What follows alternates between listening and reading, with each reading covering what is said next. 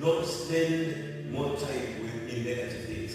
Because negative things will be negative imaginations. So the more you spend time in negative things, you are building a wall of resistance that resists the will of God in your life. Unaifanya kwa harder and harder kwako. So wakati tunaingia kwa maombi na umetoka kuangalia negative things that influence you against the will of God, you are creating a barrier. And that barrier to be broken wakati mwingi inakuwa so hard because hajui amebarikiwa vizuri by always thinking negative na kufanya vitu ambazo haziwezi kulift the spirit in. Prayer is the key in spiritual realm because the more you pray according to the spirit, you arrest negative influences in your spiritual realm that keep on resisting the flow of the anointing within you or in your inner man, making you ineffective in having spiritual results. So wakati unapoomba ni maombi ni moja wapo ya funguo ambazo zinafungua ulimwengu wako wa rohoni. Wakati tunaomba katika roho iki arrest negative thoughts, ndio maana ina arrest strongholds ambazo ni mawazo yes. But the more you create environment for negative thoughts, the more you're creating enemies in your own spirit. Praise God.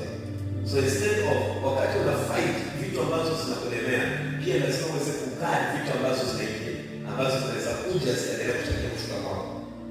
Vitu ambazo zinasababisha wewe kwa mzito kiroho wakati unaomba ili uendelee kuflow, wakati unaomba ili uendelee kupigana na zile vitu zinachangia ndani yako kutokuwa spiritually.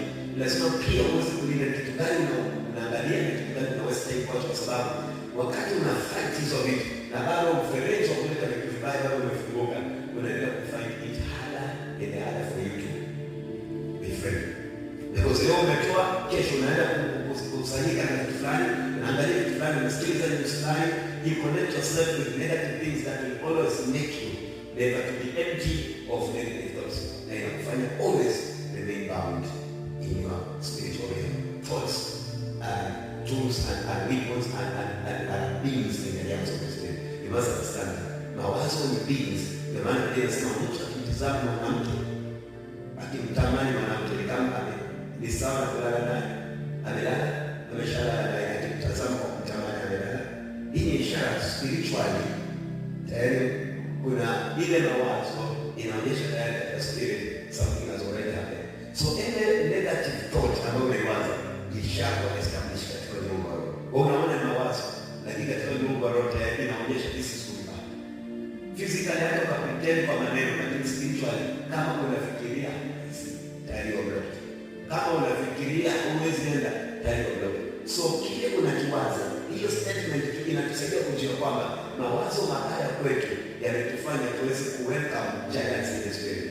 Nikubali niseme hivi, mara nyingi ukiomba sana in the spirit, ukilala utaanza kuona umepigana na maadui maondoa. Wale maadui naona na wale giants ni yale mawazo ambayo ulikuwa nayo ama ambayo wewe unapinga, ndio ulikuwa unaona kuyakata na kuweza kudina. Hicho ukiomba in spirit na wazo kupigana na mawazo yasio sahihi, ukienda kuna utaona vile vitu ni watu wote wanapenda.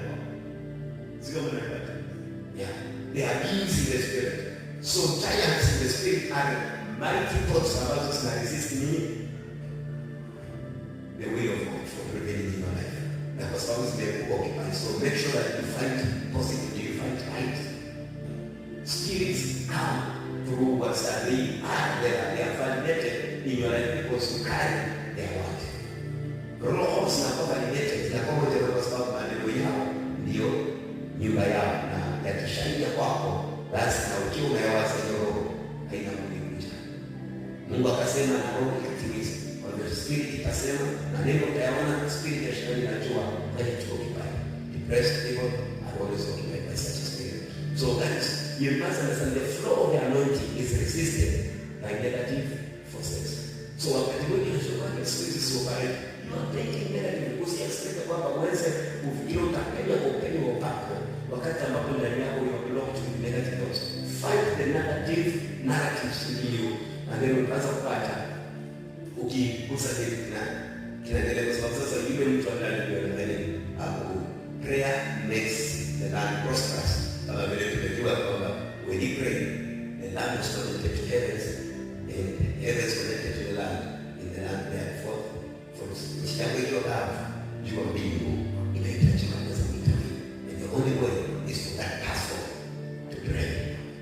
Praise God. So lastly, the thoughts are living forces. Thoughts are living forces in the spiritual realm. You must fight negative thoughts by positively praying according to the will of God in order for you to achieve the results.